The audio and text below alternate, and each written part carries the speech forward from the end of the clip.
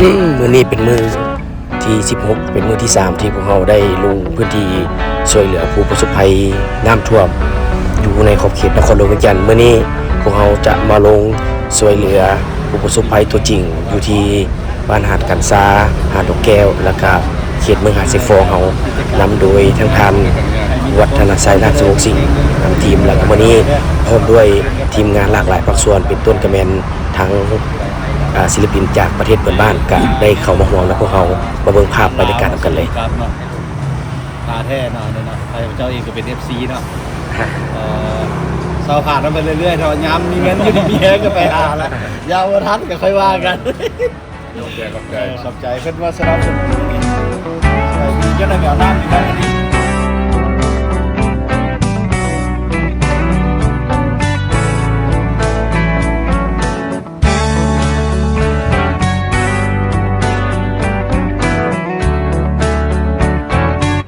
ขอขอบใจ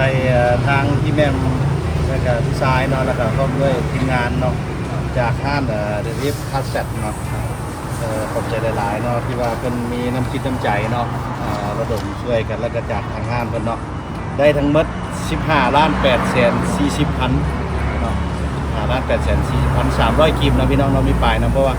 จะเป็นเงินตานํเนาะจำนวนนึงเนาะอันนี้ก็ขอขอบใจหลายๆเนาะย้ำได้เลยกับคนนี้กับบทีมปลาเนาะอาจจะยุ่งยากได้กันยังหาเวลาสละเวลามาให้กันเนาะงั้นได้กับฝากท่านเดอะเทปคัสเซ็ต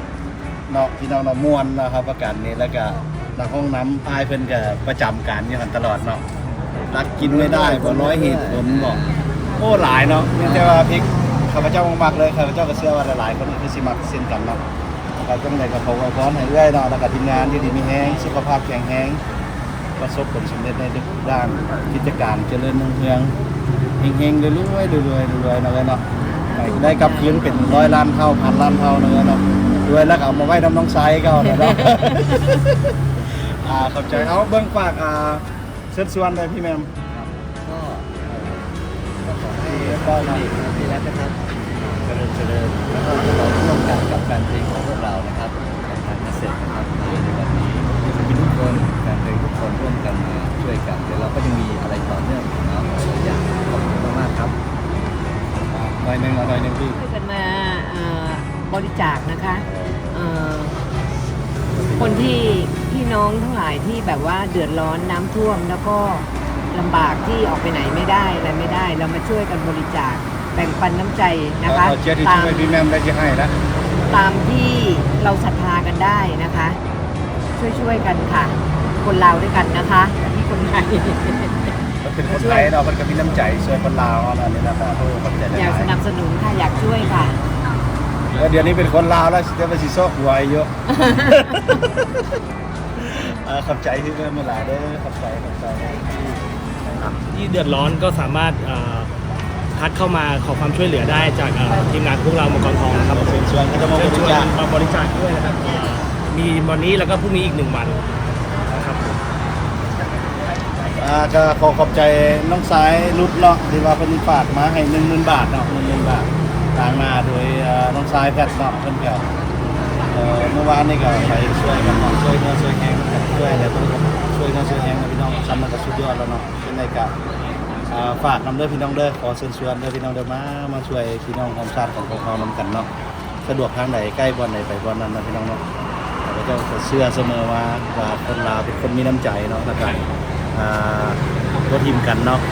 ยามที่ว่ามีปัญหาการยื่นมือเขาช่วยกันตลอดเนาะทั้งเช่นตัวอย่างหลายๆเคสหลายๆเหตุการณ์ที่ผ่านมาเนาะจะฉันก็ขอเชิญชวนมื้อสุดท้ายนะพี่น้องเนาะ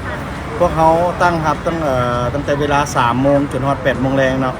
ตอนนี้พวกเขาก็สิได้ออกไปมอบเครื่องละเนาะก็คำแดหน่อยนึงก็เนื่องจากว่าฮับแดแล้วก็ไปมอบเครื่องแดสินะก็อาจจะคำแดแต่พวกเขาไปเนาะยากสำหรับพวกเขาก็ไปเนาะเมื่ออื่นจะไปชายแดนแล้วก็ฝากติดตามเนาะแต่ว่าพวกเขายังถ่าครับอยู่นี่คือเราเนาะชุดบริจาคอยู่ที่คลินิกได้ครับนะพี่น้องเนาะยังไงก็ขอเชิญชวนเนาะมาช่วยพี่น้องความชาติของพวกเขานำกันเนาะประกาศ1,000,000%แบบกีบ1 บาทนึงเนาะโดนลดโดนเสียมีแต่เพิ่มอันนี้มีแต่เพิ่มให้อย่างเดียวเนาะก็ใจ และตอนนี้ก็ถึงเวลาพวกเขาเดินทางจะไปมอบเครื่องช่วยเหลือผู้ประสบภัยตัวจริงไปติดตามกับพวกเขาไปน้ำกันว่าจะเป็นแนวใดพวกเขาจะได้ขี่เรือเลาะไปหาประชาชนผู้ประสบภัยตัวจริงกับทีมงานจิตอาสาสมาคมมังกรทองนำโดยทานวัฒนาไสยราชวงศ์สิงห์ไป let's go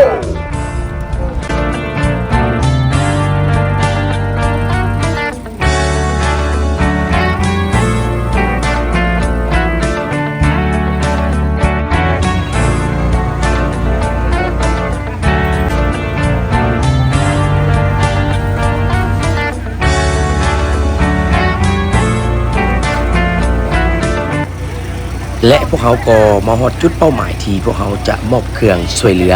ให้กับผู้ที่ประสบภัยน้ำท่วมอยู่เขตตะเข็บชายแดนเมืองหาดทรายฟองในเบื้องต้นพวกเขาจะลงเรือไปมอบเครื่องช่วยเหลือให้กับพ่อแม่พี่น้องแต่ละเฮือนแต่ว่าพวกเขามาฮอดสถานที่แล้วมันค่ำเกินไปทางเรือเพิ่นก็บ่สามารถที่จะนำพาพวกเขาไปได้เพราะว่าบางบ่อนน้ำอาจจะลดลงแล้วอาจจะมีเป็นต่อฉะนั้นมันเสี่ยงต่ออันตรายในการเดินเรือฉะนั้นพวกเขาก็เลยเปลี่ยนแผนเนาะได้มามอบเครื่องให้กับพ่อแม่พี่น้องทางบ้านนาไฮเมืองหาดทรายฟองเนาะบ้านนาไฮเมืองหาดทรายฟอง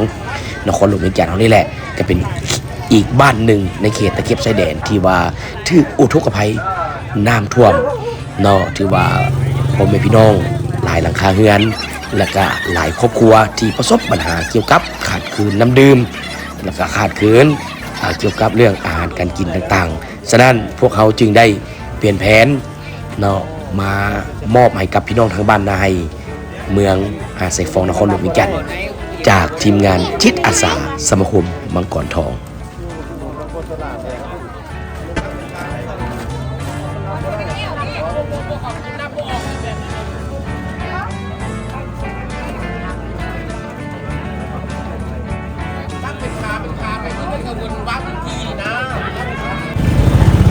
น้องไม้บ้านเจ้ากระท่วมบ่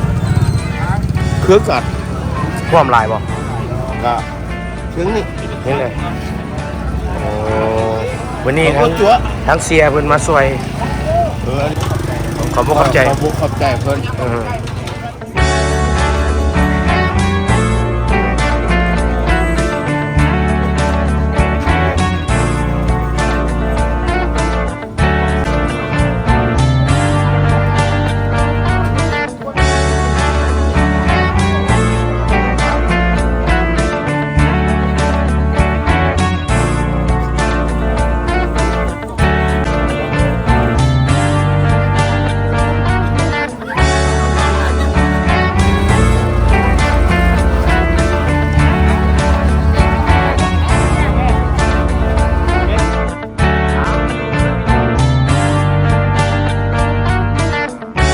เจ้าสบายดีเนาะมื้อนี้ทางจิตอาสาสมาคมมังกรทองเนาะ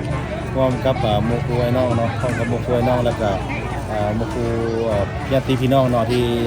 เป็นพ่อค้าค้าขายนักธุรกิจเนาะได้มามอบเงินช่วยเหลือเนาะแล้วก็ระดมการช่วยเหลือเนาะพวกเขาก็ได้มามอบน้ำดื่มเนาะ200 แพ็คแล้วก็ข้าวกล้องอีก100เนาะมามอบให้กับทางบ้านนาไฮเมืองหาดทรายฟองเนาะอันนี้ก็คือน้ำจะท่วมหลายกันเนาะพี่น้องแต่เนาะผู้ใช้น้ำท่วมเช่นกันเนาะแค่ไหนก็พี่น้องอยู่ใกล้หรืออยู่ไกลสะดวกแค่ไหนก็มาเนาะเชิญมาได้เนาะแถวๆนี้เนาะตามตะเข็บชายแดนนี่ที่ถือว่าถูกกระทบหนักพอสมควรเนาะแต่ละที่แต่ละหมู่บ้านก็ท่านตัวเขาเองเนาะต่างมาจิตอาสาสมาคมมังกรทองเนาะก็ขอเป็นกำลังใจให้เนาะทางพี่น้องบ้านนาไฮเขาแล้วก็จะมาก็สู้ๆนะเนาะ เจ้าสุดท้ายเนาะเขาเองแนะนำต่างนาให้องค์การปกครองบ้านนาไฮเนาะที่ว่าได้มารับปัจจุปัจจัยจากทานคณะไส้เนาะ วัฒนไซด์ พร้อมด้วยคณะเนาะ เพิ่นได้มามอบสิ่งของก็เป็นน้ำดื่มจำนวน200 แพ็คแล้วก็ข้าวกล่อง100 แพ็คเนาะอันนี้ก็ขอบอกขอบใจนำทานพร้อมคณะเนาะขอจงให้ประสบสิ่งดีๆให้เข้ามาสู่ชีวิตของทาน เนาะอีกอันหนึงเนาะก็ขอฝากฝังถึงพ่อแม่พี่น้องที่ได้รับผลกระทบเนาะต้องได้มาหับเอาเครื่องที่เพิ่นเอามาช่วยเหลือให้เฮาก็แม่นว่าให้ได้ครบแต่ละครอบครัวเนาะเว้าเฉพาะก็แม่นภาคส่วนครอบครัวที่ถือผลกระทบคืออยู่ฝากทิมแม่น้ำของฝากคาเนาะคิดจอดกับแคมแม่น้ำของหันเนาะที่ได้ทั้งคณะบ้านของเฮาได้ฟังร่วมในมื้อนี้มันถืออยู่จำนวน100กับ4ครอบครัวเนาะอันนี้ถ้าเฮาแนะนำคณะแล้วถ้าเฮาจะได้มอบเครื่องให้พ่อแม่ประชาชนตามกำหนดเนาะขอขอบใจ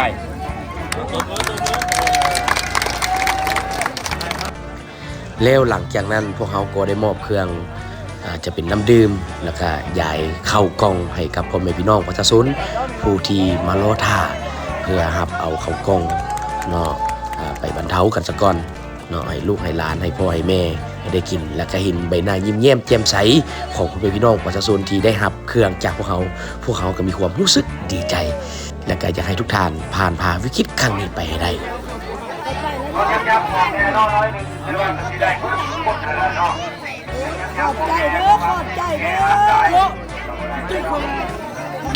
นี่แหละทุกทางพวกเขามอบให้ด้วยจิตใจและก็ด้วยความห่วงใยจากจิตอาสาสมาคมมังกรทองพร้อมด้วยหลากหลายภาคส่วนที่ให้ความร่วมมือและก็แบ่งปันน้ำใจปัจจัยบ่ว่าจะเป็นเงินค้ำหรือเครื่องดื่มอาหารต่างๆมอบให้กับพวกเขาก็นำไปมอบให้กับพ่อแม่พี่น้องประชาชนผู้ที่ประสบภัยคือตามที่ทานได้เห็นนี่แหละและทุกทานมอบกับพวกเขาสนับสนุนกับพวกเขาเฮ็ดบุญไปน้ำกันและก็ได้เห็นรอยยิ้มพ่อแม่พี่น้องผู้ที่ลำบากพวกเขาก็มีความรู้สึกดีใจและก็หายเมื่อยมาทันทีเลยในนามของทางทานวัฒนศัยราชวงศ์สิงห์มีความรู้สึกดีใจและเป็นห่วงเป็นใยพ่อแม่พี่น้องทุกทานจากใจจิตอาสาสมาคมมังกรทองอยากให้ทุกท่านสู้ๆ